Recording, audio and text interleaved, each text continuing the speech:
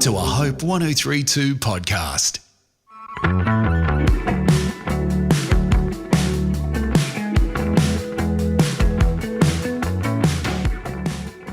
Hello again, welcome to Raising Teens. I'm Ben McEachern. I am joined as ever by psychologist and teacher Collett Smart. Collett, how's things? Good. I'm looking forward to this question today because it's something I think we all deal with. Bit of a ripper. If you have a sibling, you definitely would have dealt with this. Sibling rivalry, and particularly sibling rivalry in the teenage years. Yeah. My goodness. Collett, what is happening with that? Yeah, so look, I think most households struggle with this, and it's the topic that is often one of the most painful parts of parenting in the day-to-day stuff. And I know I've had to deal with it many times in my parenting years. And, you know, I have some young adults in the home and teenagers, and it still happens in our home. I think it's a normal part of human interaction and human day-to-day conflict or disagreements that might come up. And competitiveness just seems to arise in all of us. Yeah, I agree. And I don't think, although it doesn't make it easier, siblings fight and bickering is part of relationships. And I think it can depend on your children's personality styles. It can depend on the age difference, age gaps, your children's maturity. I know sometimes I say to my young adult siblings, you need to remember that you are now the adult. Stop arguing with your 13-year-old brother because but for them it's just, they're still just siblings. They're still in that space of, being their brother's sibling. But I think for our teenagers, we also need to remember, particularly our younger teens or our teens in high school, they're still very much caught up between this child and adult phase. And it's fascinating watching. I used to forget, and I still sometimes forget with my youngest, that sometimes they still revert back to being the child. And some days you will see the semi-adult or adult thinking breakthrough, and you think, "Whoa, yes, I'm rocking this parent thing." And then other days like, "Yeah, nah," and that's just part of parenting. And so I think it's recognizing that adults also have feelings where we disagree, don't have expectations of our teens that we don't even follow through in ourselves, in our own relationships with our partners or work colleagues, and knowing that our young people's brains take longer to develop, so they blurt things out that can be painful. And I think sometimes even in the heat of the moment, we need to even look for some of the positives of growth. I mean, sometimes there isn't growth, and that's also all right. But those times when our siblings argue or our children argue as siblings, they're opportunities to teach relationship skills.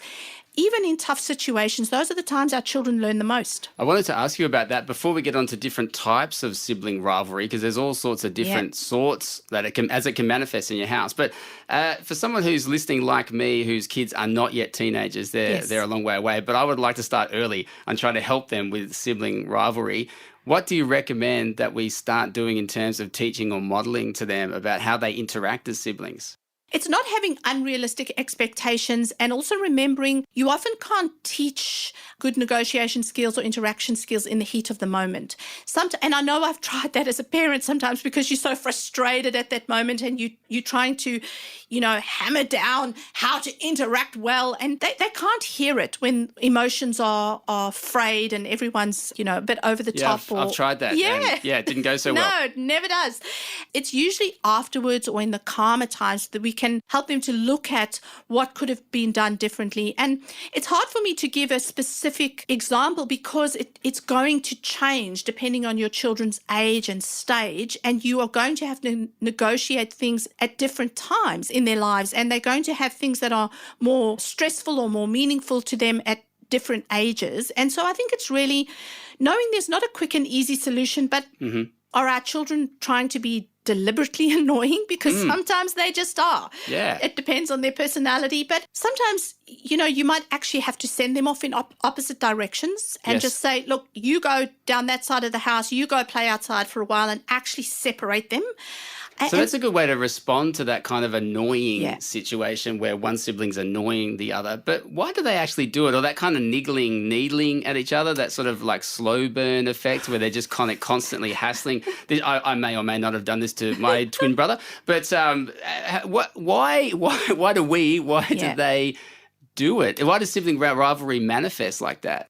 what you're asking is what are the patterns? And I think we've got to look for the patterns. So sometimes it's about something that's triggered them. So they're actually fighting over something specific, playing with the Xbox or sitting on a specific chair or whatever it might be. I mean, we got to the point where our kids at the kitchen bench still, not that they fight over that anymore because it's just now a habit, they actually got specific chairs at the table because they used to bicker about who sat where and whose turn it was. It's like who sits in the middle on the back seat of the car. Exactly right. We had that as well. So, and my poor youngest is still that sits in the middle and he's like, I'm almost taller than my sister now.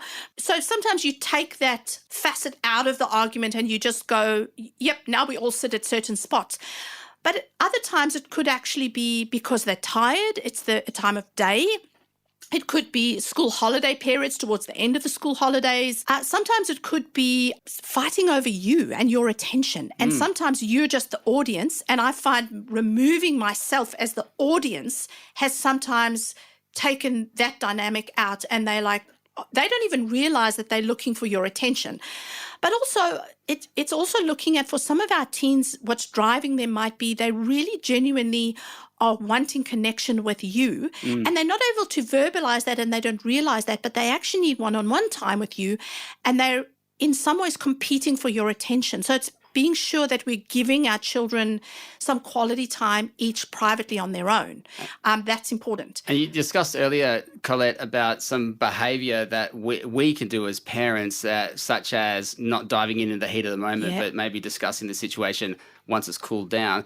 What about in genuine conflict, like when your kids are going at it because they are going at it? What do parents do then? Genuine bullying and even violence in homes, that does happen in households. And that is obviously another issue completely, but you cannot ignore that. So at times like that, you protect the child who is the victim. That is absolutely something that you would need to do. And then you may need professional intervention. If it's just intensity and frequency of your teenager's behavior has increased, that is when we need to look at, is there some underlying issue for that particular teen?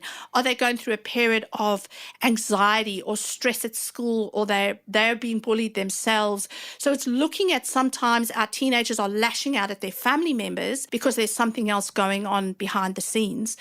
I often talk about getting our kids to work on a task together and finding ways to work on something together, planning a holiday or an outing together. For some teens that doesn't work because they do bicker about that, but I often find when there is a common goal and they're working towards something positive, that can teach them new skills that they didn't know they had when they are working together. But I think overall, the big one for me is also modeling to our children what good conflict looks like, because as adults in the home, we will have conflict with other people. What does that look like? How do we apologize? Saying sorry, and then noticing when they do things well. So don't just talk about when they're bickering and how they're fighting terribly. Talk about when they treat each other well. Say, wow, I loved the way you spoke to your sister this morning, or I heard you being so kind. That was such an amazing way to respond.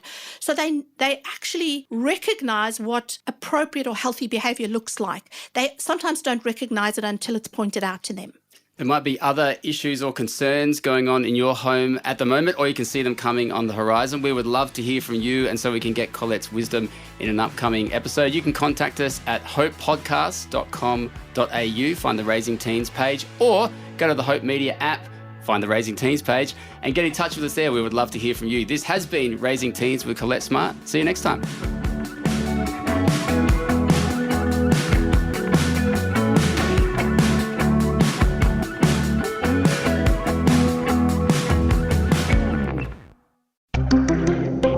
Hope 1032.